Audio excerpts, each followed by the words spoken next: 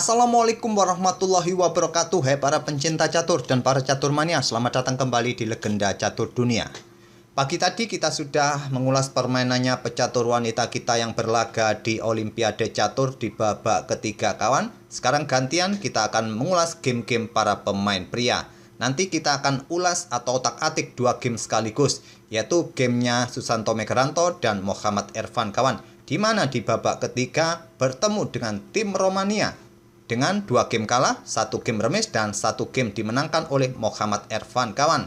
Nanti di babak keempat, Indonesia ini akan bertemu dengan tim Luxembourg setelah sebelumnya di babak kedua ini menang atas New Zealand, di babak pertama juga menang atas Hong Kong. Tapi kebetulan kawan di babak ketiga ini dua tim kita ini kalah kawan. Tim wanita kalah atas India dan tim pria kita kalah atas Romania ini.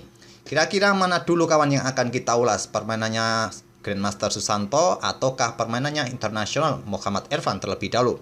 Kita pilih yang menang saja kawan dan langsung kita ke atas papan. Dan di sini seperti yang kalian lihat, fotonya Muhammad Irfan tidak nampak di daftar listnya chess.com, belum masuk database-nya chess.com.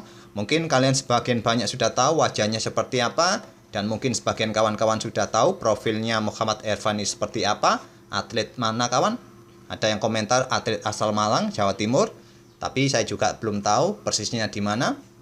Tak masalah, kalian bisa searching aja di internet. Nanti kalian pasti akan sedikit tahu mengenai profil dari Muhammad Irfan ini.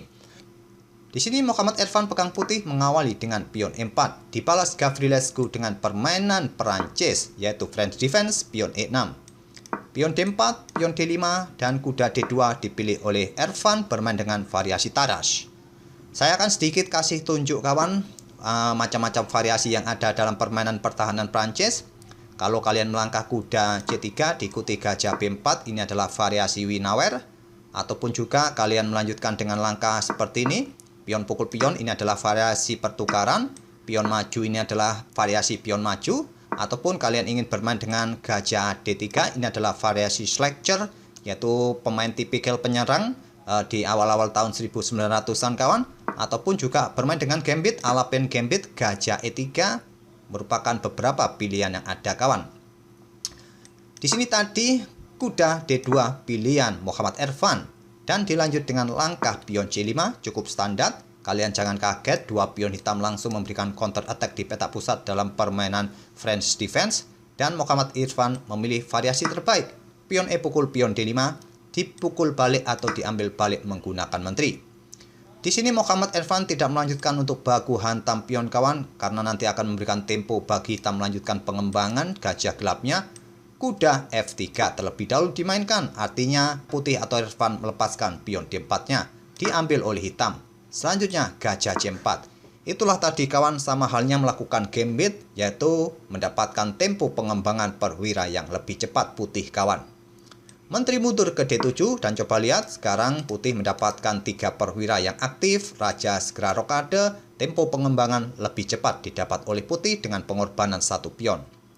Muhammad Irfan rokade, kuda C6, dan di sini kuda B3 ingin rebut pion ini kembali, tidak di backup dengan pion didorong maju seperti ini kawan, tapi di sini pion A6 dimainkan, kontrol peta B5 ataupun mendukung pion B5-nya ke depan. Benteng E1 dipilih oleh Muhammad Irfan. Mungkin kalian melihat bahwa putih juga mempunyai kesempatan untuk ambil pion ini. Bisa kawan, yang kemungkinan akan berlanjut dengan langkah-langkah pertukaran atau jual beli seperti ini. Permainan masih cukup seimbang, tapi memang tidak ada keseimbangan buah lagi di atas papan. Putih mempunyai pion mayoritas melawan 2 pion hitam kawan di sayap menteri, sedangkan hitam sebaliknya punya pion mayoritas di sayap raja. Tapi apapun masih bisa terjadi kawan. Setelah pion A6 dimainkan oleh hitam tadi, benteng E1 pilihan Irfan langsung mempreser lajur pusat yang semi terbuka, memberikan dukungan jika nanti pion ini didorong maju langsung disikat dengan kuda ke depan kawan. Dibalas dengan gajah B4 serang benteng, dihadang oleh gajah ditarik mundur ke peta D6. Sekarang pion C3, lanjut Irfan menantang pertukaran pion agar nanti gajah mendapatkan diagonal ini kawan. Itulah tujuan dari Irfan. Di sini ditolak oleh hitam, mendorong pionnya saja ke peta D3. Kalian jangan ambil langsung dengan gajah kawan, karena ini merupakan trik kecil dari hitam. Selanjutnya gajah gelap akan meluncur ke petak H2 dan gajah ini pun akan tewas oleh menteri ke depan. Muhammad Irfan melanjutkan dengan langkah pion A4 terlebih dahulu mencegah pergerakan pion B5. Kuda G berkembang ke petak E7. Selanjutnya gajah E3 ingin rebut pion ini nanti dengan gajah di sini ataupun dengan menteri kawan. Dan hitam melanjutkan mengamankan raja rokade. Irfan ambil pion dengan menteri, selanjutnya kuda G6. Dan di sini benteng E bergeser ke D1. Pressure gajah, pressure menteri yang ada di belakang.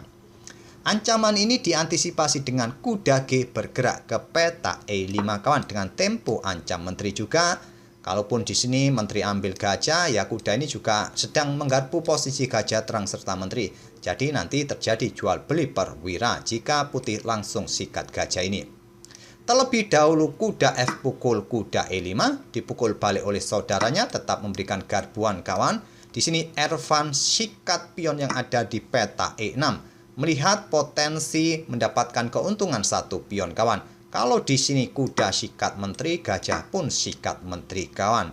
Dan gajah pukul gajah, selanjutnya benteng ambil kuda. Di sini posisi gajah ini juga dalam tekanan kawan, dua gajah ini. Kemungkinan gajah ini akan ditempatkan di peta E6 kawan. Kalau benteng ambil gajah di sini, kuda di sini juga tewas. Secara posisi, engine menyatakan bahwa posisi putih lebih baik kawan. Mungkin karena aktivitas bentengnya ini yang sudah berada di lajur pusat. Tapi juga pergerakan benteng satu ini juga dihalangi oleh gajah terang kawan. Kemungkinan ya benteng bergerak untuk ancam pion yang ada di sini terlebih dahulu. Oke, kita tidak perlu perpanjang variasi ini. Di sini tadi menteri hitam terlebih dahulu sikat gajah terang putih dan Irfan ambil gajah gelap hitam menantang pertukaran menteri. Tantangan ditolak, menteri memilih ambil kuda di sini. Tentu saja mendapatkan kuda gratis, tapi putih juga mendapatkan kuda gratis di peta E5. Hitam tidak melanjutkan ambil pion ini kawan. Karena kenapa? Ancamannya seperti ini, ancaman skakmat. Jadi kalian harus membuka diagonal terang ini, memblokade ancaman itu. Dan inilah efeknya kawan. Menteri melakukan skak di sini. Dan setelah raja bergeser atau terserah kalian blokade, bergeser saja, maka menteri kalian akan terjebak kawan. Benteng A2, menteri terjebak. Oleh karena itu hitam tidak berani ambil pion B2, melangkah gajah ke peta E6 terlebih dahulu. Selanjutnya menteri G3, di sini pion F6 dimainkan. Tujuannya mengosongkan peta kawan bagi benteng ini untuk mengisi peta ini. Jika ada ancaman gajah di sini, benteng bisa membackup pionnya dan aman-aman saja rajanya untuk sementara. Juga untuk mengawal baris ketujuhnya kawan. Tapi di sini Irfan tidak langsung terburu-buru bermain dengan gajah H6-nya, dia bermain dengan benteng D2 terlebih dahulu. Untuk mengamankan pion juga dengan ide menumpuk bentengnya langsung di lajur D kawan. Melihat pergerakan benteng yang langsung naik, biasanya pemain itu terbayang benteng itu akan ditumpuk kalau sudah naik seperti ini kawan. Dan itu direspon dengan benteng A bergeser ke D8. Ini adalah langkah blunder. Silakan pause video ini untuk beberapa detik dan coba temukan ide brilian dari Muhammad Irfan untuk memetik kemenangan. Dan sekaligus memaksa hitam menyerah di langkah ke-22 ini kawan. Ayo coba temukan kawan. Ciamik juga permainan Muhammad Irfan kali ini kawan. Tapi sayangnya 2 game sebelumnya Muhammad Irfan ini bermain remis kawan. Baru memetik kemenangan di game ketiganya. Apakah sudah ketemu? Langkah brilian dari Muhammad Irfan tetap melangkah gajah H6 kawan. Idenya adalah ancaman skakmat. Dan di posisi ini hitam langsung menyerah. Coba kita mundur sejenak kawan. Kira-kira langkah terbaik apa selain benteng D8 ini yang bisa dilakukan oleh hitam? Langkah terbaik adalah gajah F5. Ataupun sebelum tadi kawan melangkah pion F6 ini, gajah F5 ini juga cukup bagus. Idenya ditarik mundur ke peta G6 kawan. Tidak memberikan kesempatan untuk mengancam skakmat. Tapi sayangnya setelah pion F6, putih merespon benteng D2 dengan ide menumpuk, akhirnya terprovokasi menantang pertukaran benteng di sini. Setelah Irfan melangkah gajah H6 ini, hitam menyerah. Potensi ancaman skakmat kalau kalian membackupnya dengan benteng di sini kawan, maka selanjutnya adalah benteng pukul benteng di sini skak. Ya terpaksa kawan, benteng ini harus blokade lagi, skakmat satu langkah skakmat. Atau kira-kira benteng ini yang memblokade ancaman skakmat di sini, ya benteng terlebih dahulu kawan. Skakmat juga. Kalau dipukul balik oleh gajah tentunya skakmat. Tidak ada cara terbaik kawan. Kalaupun kalian menemukan langkah seperti ini, pion G5 menghindari ancaman skakmat, mempersilahkan gajah ambil benteng, nanti bisa dipukul balik, ataupun juga pukul benteng ini terlebih dahulu, maka Menteri Putih bisa ke sini. Karena pion F-nya sudah didorong maju, baris ke-7 terbuka dan memberikan ancaman skakmat. Tentu saja kalian harus memblokade dengan salah satu benteng ini. Tentu saja tidak mungkin dengan benteng F, yaitu berkorban dengan benteng ini kawan. Tetap saja kawan, hitam akan tetap kolaps. Saya rasa tidak perlu kita perpanjang lagi langkah-langkahnya. Itulah kawan kemenangan dari Muhammad Ervan di babak ketiga, mengalahkan pecatur asal Romania. Kita bergeser ke papan yang lain dari permainannya. Grandmaster Susanto Megaranto bertemu dengan Super Grandmaster asal Romania, yang dimana elo ratingnya sudah menembus 2692. Tinggal beberapa poin lagi dia naik lagi ke 2700-an kawan. Daniil Bogdan ini kalau tidak salah setahunan yang lalu lah ada beberapa game yang pernah kita ulas. Oke, langsung saja kita ke permainan. Ini merupakan game pertama Susanto Megaranto di event ini kawan. Setelah di dua babak sebelumnya tidak diturunkan, sekarang menggantikan posisinya Kurniawan kawan. Megaranto pegang hitam dan Daniil Bogdan pegang putih, mengawali dengan pion D4. Kuda F6 oleh Megaranto, pion C4, pion E6, kuda C3, gajah B4, Nimzo Indian Defense. Pion E3 variasi normal, rokade, gajah D3, dan di sini memilih pion D6 kawan. Walaupun ini masih dalam tahap pembukaan atau teori pembukaan langkah seperti ini, tapi Grandmaster level atas atau Super Grandmaster level atas tidak pernah memainkan pion D6 ini. Di database saya tidak menemukan kawan. Yang paling banyak Super Grandmaster itu bermain dengan dua pion ini kawan. Pion D5 atau pion C5. Tapi pion D6 dipilih oleh Megaranto. Selanjutnya kuda bergerak atau berkembang ke peta E2 untuk memberikan dukungan bagi kuda C3-nya. Selanjutnya pion E5. Lagi-lagi kawan, langkah pion E5 ini memang masih ada yang memainkannya. Di database ini merupakan pilihan utama tapi bukan pilihan yang kuat. Menurut Stockfish, belum terlambat untuk memainkan pion D5 sekarang atau pion C5 kawan. Pion E5 dipilih oleh Megaranto, membuka diagonal terang bagi gajahnya. Juga menantang pertukaran pion, tantangan ditolak, pion A3 dimainkan oleh Daniil Bogdan. Di sini terjadi pertukaran gajah oleh Megaranto, dipukul balik oleh kuda. Selanjutnya pion E pukul pion E4, dipukul balik oleh pion E. Di sini gajah G4. Tidak terburu-buru melakukan skak dengan bentengnya kawan. Serang Menteri juga mendapatkan tempo. Menteri ke B3 incar pion B7. Tadi memainkan pion F3 juga bagus kawan, bisa dilakukan oleh putih. Di sini kuda C6. Lanjut Megaranto melepaskan pionnya kawan. Tapi tidak diambil oleh putih kawan, mengingat pion di petak pusatnya juga dalam ancaman. Gajah E3 terlebih dahulu dimainkan. Benteng B8 mempertahankan pion, di sini Menteri C2. Berkoneksi dengan gajah satu diagonal, jelas incarannya adalah diagonal terang panjang ini kawan, dan Megaranto menarik mundur gajahnya ke H5. Jelas langkah defensif kawan untuk mengimbangi serangan dari putih ke depan. Di sini putih akhirnya rokade di langkah ke-13-nya. Gajah G6 menantang pertukaran, diterima oleh Daniil Bogdan, dipukul balik oleh pion H. Sekarang pion D5 serang kuda sekaligus terbuka diagonal incar pion A7. Kuda ke E5, gajah ambil pion serang benteng. Benteng bergeser ke C8 dan selanjutnya di sini pion B3. Karena kuda ini juga dalam posisi ancam pion, bukan pilihan terbaik menurut Stockfish. Stockfish menyarankan gajah terlebih dahulu ke peta D3 kawan. Seperti ini, kalaupun diambil pion C4 ini, maka di sini putih bisa melangkah dengan benteng A bergeser ke E1 ataupun benteng F bergeser ke E1, salah satu benteng ini kawan. Tapi di sini tadi putih memilih mempertahankan pionnya terlebih dahulu dengan pion B3. Selanjutnya gajah ini coba dijebak oleh Megaranto dengan pion B6. Tapi perlu dilihat kawan, putih masih mempunyai kuda yang bisa membackup gajahnya nanti. Sekarang pion F4 ancam kuda kembali. Kuda E lompat ke E7, Putih memainkan pion A4 kawan, segera mendorong kembali agar diagonal ini nanti akan kembali terbuka, gajahnya bisa melarikan diri.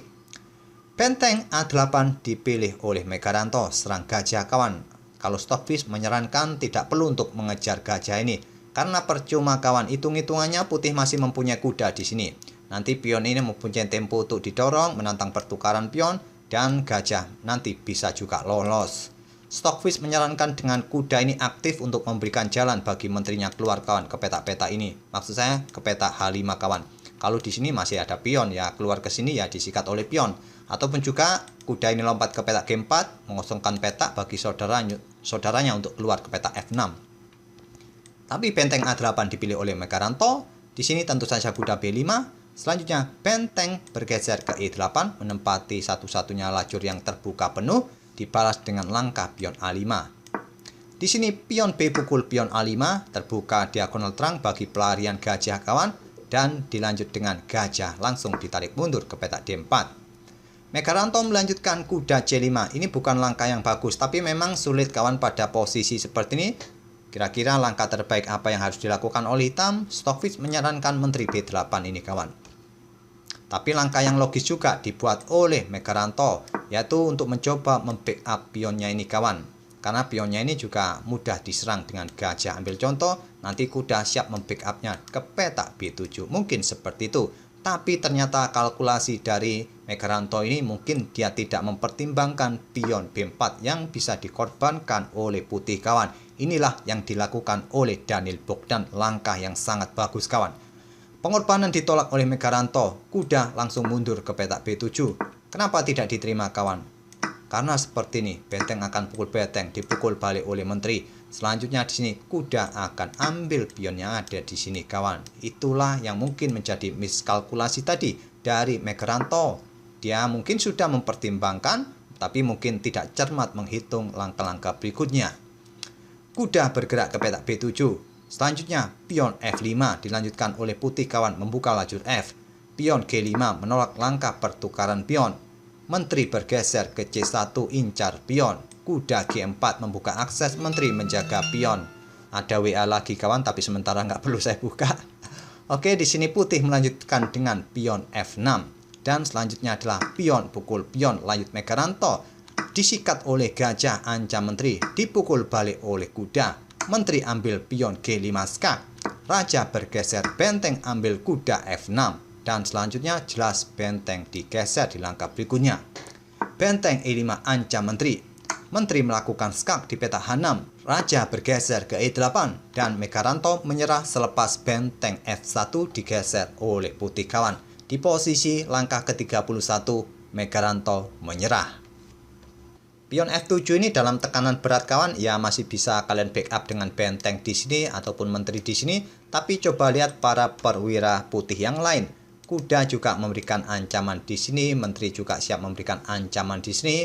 Kalaupun menteri kalian bergerak di sini, menteri putih ke H8 skak, benteng yang ada di belakang ini juga dalam ancaman kalau raja pindah ke sini. Kalau kalian blokade dengan menteri di sini kawan, kuda pun siap melakukan eksekusi. Benteng ini pun juga tewas di langkah berikutnya kawan. Ataupun kalian mencoba dengan langkah benteng ini bergeser ke peta E7 selepas benteng F1 kawan. Ya, di sini putih bisa melanjutkan dengan menteri ke peta H5 di sini kawan. Di sini hitung-hitungannya 8 langkah skakmat atau kalian melakukan langkah di sini dulu tadi, menteri melakukan skak di sini. Hitung-hitungannya 9 langkah berikutnya skakmat kawan. Tapi tak perlu saya perpanjang langkahnya. Sangat ruwet juga kalau saya jelaskan satu persatu variasi-variasi yang ada. Silakan kalian otak-atik. Memang hitam dalam posisi yang berat kawan. Mengingat aktivitas kedua benteng, menteri, setelah kuda ini kawan. Itulah kawan permainan pertama oleh Susanto Megaranto yang diturunkan di babak ketiga. Langsung mengalami kekalahan dari Grandmaster asal Romania Daniel Bogdan. Semoga permainan dari kedua pemain tadi, Muhammad Ervan dan Susanto Megaranto, bisa menghibur, memberikan wawasan dalam permainan catur di pembukaan French Defense ataupun Nimzo Indian. Kita akan bertemu di video-video berikutnya. Terima kasih. Wassalamualaikum warahmatullahi wabarakatuh.